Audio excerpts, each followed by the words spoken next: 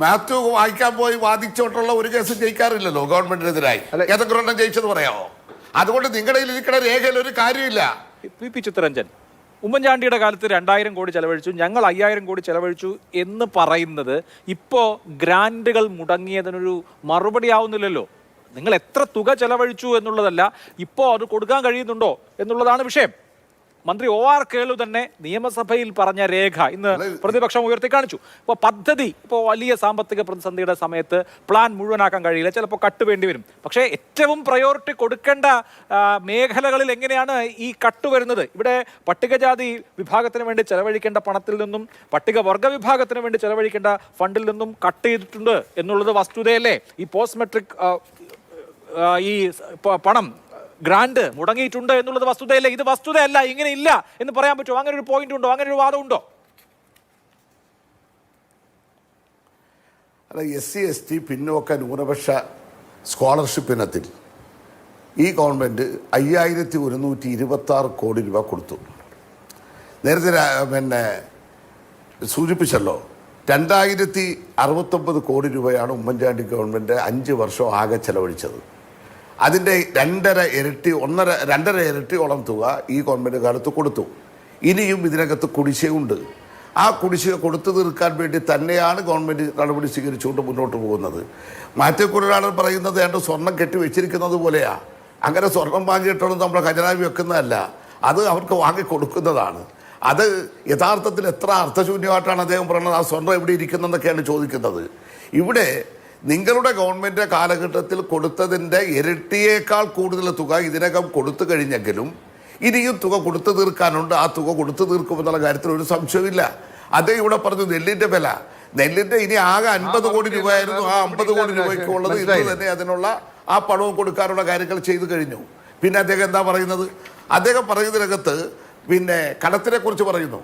അഭിലാഷേ, Oommen Chandy VS-ന്റെ government അധികാരം വിട്ടുകഴിയുമ്പോൾ കേരളത്തിന് 80,000 കോടി രൂപയായിരുന്നു പൊതുക്കടം. ഉമ്മൻചാണ്ടിയുടെ ഗവൺമെൻറ് വിട്ടുകഴിയുമ്പോൾ അത് 1,60,60,000 കോടിയായി. ഞാൻ ഇതിനാ ഇതെടുത്ത് കാണിച്ചെന്നറിയാവോ?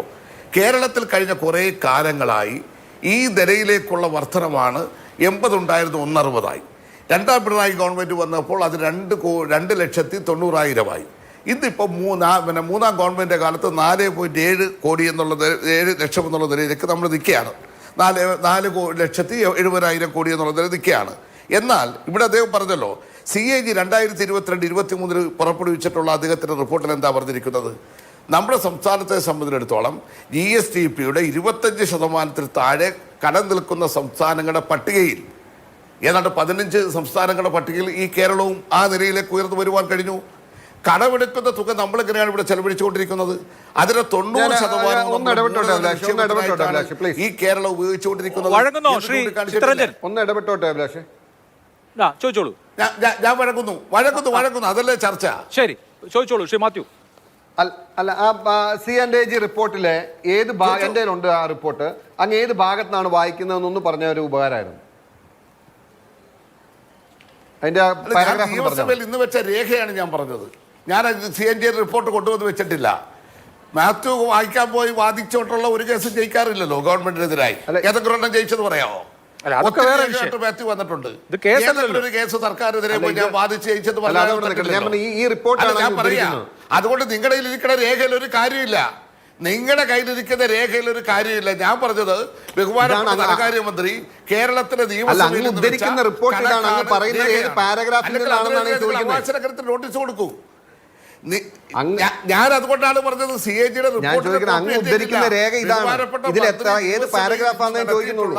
പ്രസംഗമാണ് ഞാൻ ചൂണ്ടിക്കാണിച്ചത്. അല്ലാതെ ഞാൻ പറഞ്ഞില്ലേ, നിങ്ങളുടെ കയ്യിൽ ഈ രേഖയൊക്കെ ആയിട്ടാണല്ലോ നിങ്ങൾ വരുന്നത്. വന്നിട്ട് നിങ്ങൾ ഒരു കേസും ജയിക്കുന്നില്ലല്ലോ ഈ രേഖയൊക്കെ ആയിട്ട് കോടതിയിൽ പോയിട്ട്. അപ്പൊ നിങ്ങളുടെ രേഖ എന്ന് പറഞ്ഞാൽ വ്യാജരേഖയാണെന്നുള്ള കാര്യത്തിൽ തർക്കമില്ല. ആ രേഖ കയ്യിലിരിക്കട്ടെ. ഞാൻ C&AG-യുടെ റിപ്പോർട്ട് വ്യാജരേഖയാവുന്നത് എങ്ങനെയാണ്? അത് കിട്ടുമല്ലോ, അതിന്റെ അടിസ്ഥാനത്തിൽ ആണ് പത്രങ്ങളിലൊക്കെ വാർത്ത. അതല്ല ഞാൻ പറഞ്ഞത്. അദ്ദേഹം പറഞ്ഞത് GSDP-യെ സംബന്ധിച്ചിടത്തോളം 25% താഴെ നിൽക്കുന്ന സംസ്ഥാനങ്ങളുടെ പട്ടികയിലാണ് ഈ കേരളം. അദ്ദേഹം പറഞ്ഞ പോലെ കേരളം 1-ാം സ്ഥാനം, ഏറ്റവും 28ാമത്തെ സ്ഥാനത്തൊന്നും നിൽക്കുകയല്ല.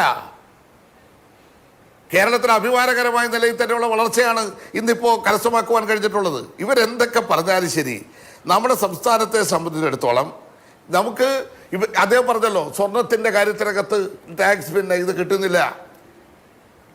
ആ വളരെ ശക്തമായ നിലയിലല്ലേ നമ്മുടെ സംസ്ഥാനത്ത് നികുതി പിരിവ് നടന്നുകൊണ്ടിരിക്കുന്നത്. അല്ല അപ്പൊ അങ്ങനെ ആ വിഷയത്തിനപ്പോ